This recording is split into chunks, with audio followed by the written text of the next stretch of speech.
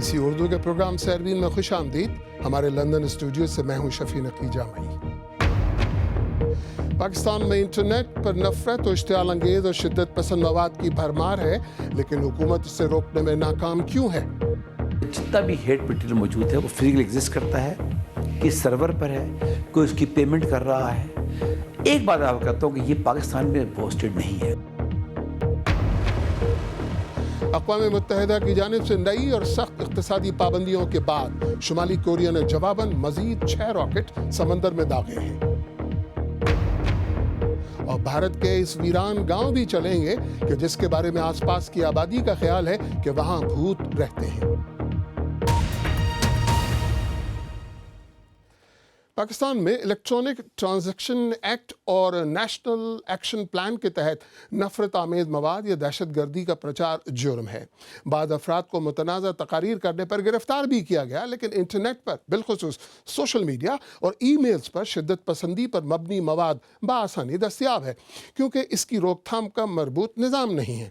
اسلام آباد سے ہمارے نامہ نگار عبداللہ فاروقی کی رپورٹ. پاکستان میں انٹرنیٹ استعمال کرنے والے لاکھوں نوجوانوں کو مائل کرنے کے لیے شدت پسندی پر مبنی مواد بآسانی دستیاب ہے.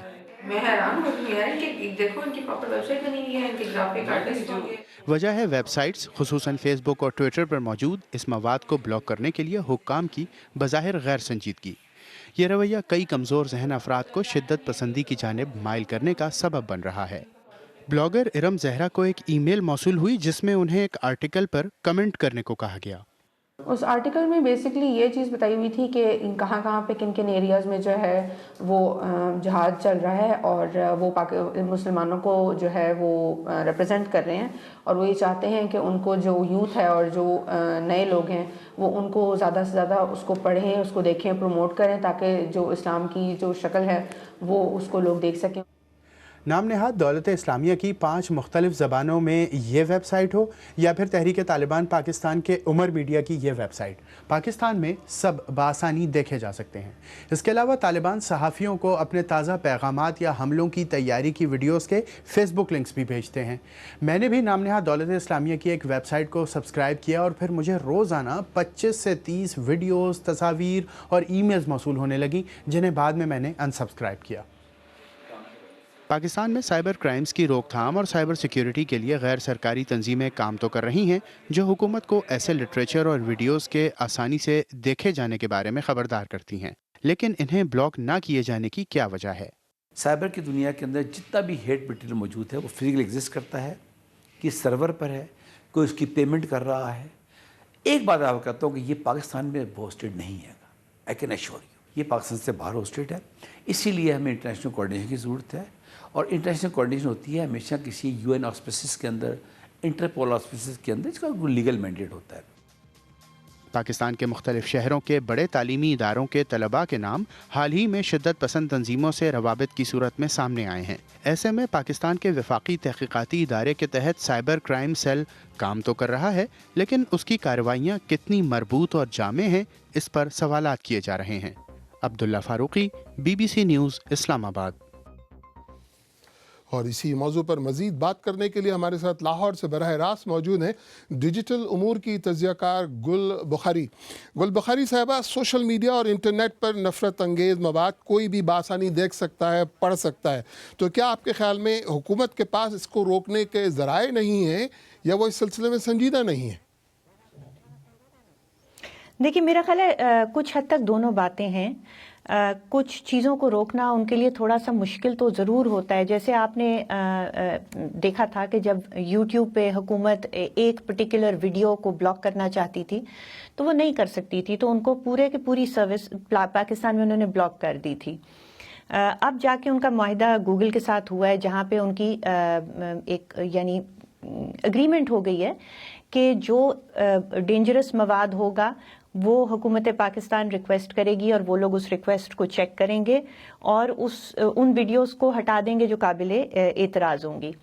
یہ تو آ گئی بات کیپیسٹی کی، لیکن جہاں تک سنجیدگی کی بات آتی ہے وہ بھی بہت بڑا ایشو ہے، کیونکہ ہمیں معلوم ہے، یہ ایک فیکٹ ہے کہ حکومت پاکستان کا فار ایگزامپل جو چیزیں باہر سے ہوسٹ ہوتی ہیں جن کو حکومت پاکستان براہ راست نہیں بلاک کر سکتی، وہ مثلاً فیس بک ہے. لیکن گل بخاری صاحبہ معاف کیجیے گا میں نے آپ کو انٹرپٹ کیا. ہم نے دیکھا ہے کہ جن ویب سائٹس کو حکومت یا مفاد یا ملکی مفاد کے خلاف سمجھا جاتا ہے حکومت ان کو فی الفور روک دیتی ہے. تو ایسے نفرت انگیز مواد کو روکنے کے لیے حکومت اتنی مؤثر کیوں نہیں ہے؟ میں تھوڑا سا آپ کو فرق بتاؤں.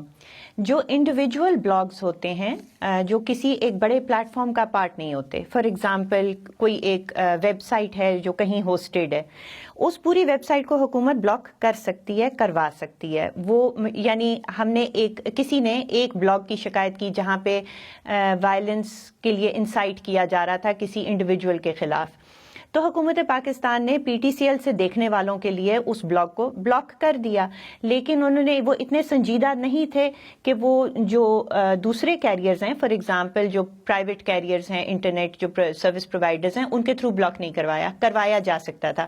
آپ بالکل صحیح فرما رہے ہیں کہ بہت ساری ویب سائٹس جو انڈیویجول ویب سائٹس ہیں، جو انڈیویجول بلاگز ہیں، چاہے کہیں سے بھی وہ ہوسٹڈ ہوں، حکومت پاکستان ان کو بلاک کر دیتی ہے. اور بہت سارا مٹیریل ہے جو وہ بلاک نہیں کرتے. جو وہ بلاک نہیں کر سکتے ان کی agreements are in place. For example Facebook پہ سے یا ٹویٹر پہ سے انہوں نے جو لبرل تھے نا اکاؤنٹس اور پیجز، وہ ابھی چند ماہ پہلے بلاک کروائے تھے. لیکن جو ایکسٹریمسٹ ویب سائٹس ہیں، جو ایکسٹریمسٹ کے سوشل میڈیا اکاؤنٹس ہیں، وہ کھلے ہوئے ہیں اور وہ بآسانی ایکسس کیے جا سکتے ہیں. تو یہاں پہ سیریسنس کا سوال اور فوکس کا سوال بالکل آپ نے صحیح اٹھایا.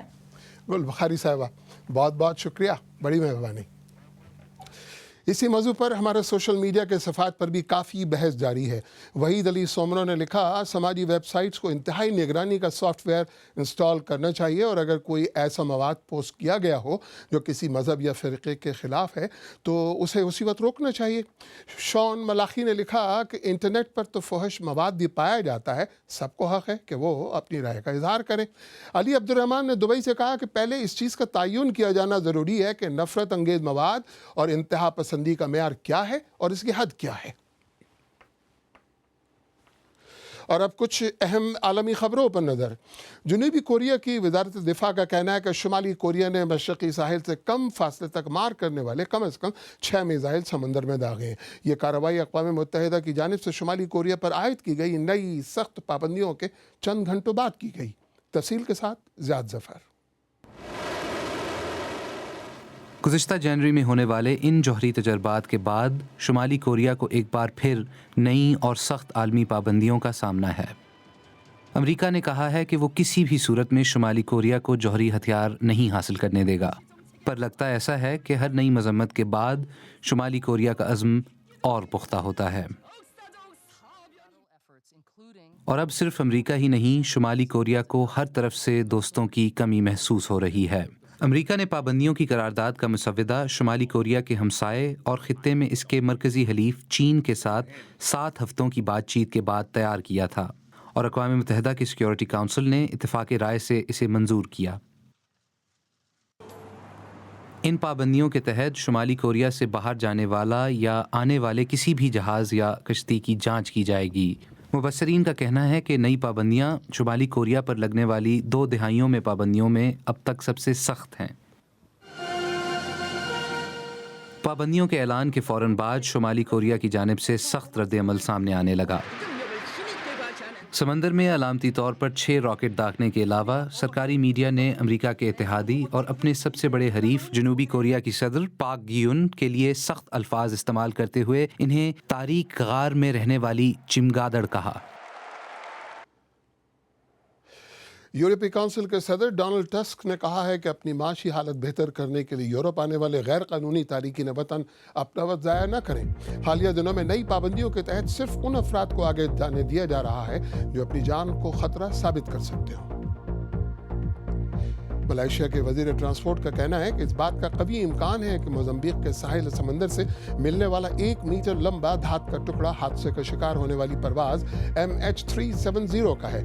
مارچ سن 2014 میں ملیشین ایئر لائنز کی یہ فلائٹ لاپتہ ہوئی تھی جس میں 239 مسافر سوار تھے. عالمی شہرت کے حامل نیوزی لینڈ کی کرکٹ ٹیم کے سابق کپتان، مصنف اور براڈ کاسٹر مارٹن کرو جمعرات کو آکلینڈ میں 53 سال کی عمر میں انتقال کر گئے۔ کرو سن 2012 سے کینسر میں مبتلا تھے۔ انہوں نے اپنے کیریئر میں 17 سینچریاں بنائیں، جن میں ولنگٹن میں 299 رنز کی ریکارڈ اننگز بھی شامل ہیں۔ آپ BBC اردو کا پروگرام سیربین دیکھ رہے ہیں۔ پروگرام میں آگے چل کر دیکھیے گا لاطینی امریکہ میں وبا کی صورت اختیار کرنے والے زیکا وائرس کی روک تھام کے لیے کیا اقدامات کیے جا رہے ہیں، اور لے چلیں گے آپ کو انڈیا کے ایک ویران گاؤں کے جس کی آبادی روایتوں کے مطابق راتوں رات غائب ہو گئی۔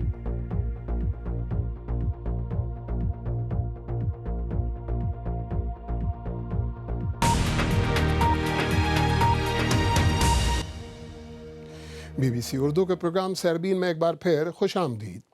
امریکی ریاست جارجیا میں بیماریوں پر قابو پانے والے ادارے سینٹر فار ڈیزیز کنٹرول نے خبردار کیا ہے کہ امریکی کنٹرول والے لاطینی امریکہ کے علاقے پورٹوریکو میں آئندہ چند ماہ میں سینکڑوں ہزار افراد زیکا وائرس کی زد میں آ سکتے ہیں۔ سب سے زیادہ خطرہ حاملہ عورتوں کے لیے ہے، کیونکہ زیکا کی وجہ سے بچے بہت چھوٹے سر والے دماغ کے ساتھ پیدا ہوتے ہیں۔ اٹلانٹا سے BBC کی نامہ نگار ٹیولپ مزمدار کی رپورٹ خدیجہ عارف کی زبانی۔ یہ ہے پورٹوریکو۔ بظاہر شاید آپ کو یہاں سب کچھ ٹھیک لگے، لیکن اس ٹراپیکل جزیرے کو ہنگامی حالات کا سامنا ہے۔ یہ جگہ زیکا وائرس کے خلاف امریکہ کی لڑائی کی فرنٹ لائن بن گیا ہے۔ ہر برس لاکھوں کی تعداد میں امریکی سیاح یہاں آتے ہیں، لیکن سوال یہ ہے کہ وہ یہاں سے لے کر کیا جا رہے ہیں۔ آئیڈیز ایجپٹائی نامی یہ وہ مچھر ہیں جو زیکا وائرس پھیلاتے ہیں۔ اب ان کو کھانا کھلانے کا وقت ہو گیا ہے۔ انہیں سور کا خون پلایا جاتا ہے۔ ان مچھروں کو اس لیب میں اس لیے رکھا گیا ہے تاکہ ان کو مارنے والی دوائی دریافت کر لی جائے۔ پورٹو ریکو میں یہ مچھر صدیوں سے ہیں۔ پہلے یہ ڈینگی پھیلاتے تھے اور چند برسوں پہلے انہوں نے چکن گنیا نامی وائرس پھیلانا شروع کیا، اور اب اس برس کی شروعات میں زیکا وائرس، جس سے یہ ڈر ہے کہ بچے دماغی نقص کے ساتھ پیدا ہوتے ہیں۔ تشویش کی بات یہ ہے کہ ہمیشہ سے استعمال ہونے والے کیمیکل کا ان مچھروں پر کوئی اثر نہیں ہو رہا ہے۔ ایک عرصے سے مچھر مارنے کی جو دوا امریکہ اور پورٹو ریکو میں استعمال ہوتی آ رہی ہے، اس کیمیکل کا اب ان مچھروں پر کوئی خاص اثر نہیں ہو رہا ہے۔ سائنسدان اب ایسے کیمیکل کی تلاش میں مصروف ہیں جو ان مچھروں کو مار سکے۔ یہ مچھر پانی کی چند بوندوں میں بھی پیدا ہو سکتے ہیں۔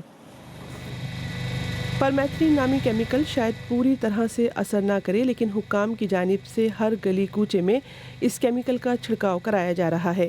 اس وقت وہ اس سے زیادہ کچھ کر بھی نہیں سکتے ہیں۔ Here we're talking about if you're pregnant, what to do about the Zika and how to protect your baby. Okay. Zika سے عام لوگوں کو اتنا خطرہ نہیں ہے، لیکن حاملہ خواتین اور خاص طور پر ان کے نوزائیدہ بچوں کو اس سے بے حد خطرہ ہے، اور یہی وجہ ہے کہ یہاں حکام حاملہ خواتین کو مکمل تحفظ دینے کی کوشش کر رہے ہیں۔ میں فکر مند ہوں۔ دنیا میں کوئی بھی ماں نہیں چاہے گی کہ اس کا بچہ کسی نقص کے ساتھ پیدا ہو۔ وہیں پورٹو ریکو سے 1500 میل دور اٹلانٹا میں واقع سینٹر فار ڈیزیز کنٹرول میں حکومت کو اس وائرس کے بارے میں صلاح دینے والی ٹیم اپنے آپ کو مزید خراب ہوتے ہوئے حالات سے نمٹنے کے لیے تیار کر رہی ہے۔ ان کا کہنا ہے کہ پورٹو ریکو میں اس وائرس کے پھیلنے کا خدشہ بڑھتا جا رہا ہے۔ وہیں واپس اس لیب میں سائنسدان ان مچھروں کو مارنے والے کیمیکل کی دریافت میں مصروف ہیں اور چاہتے ہیں کہ اس خطرناک وائرس کو پھیلنے سے جلد روک لیا جائے۔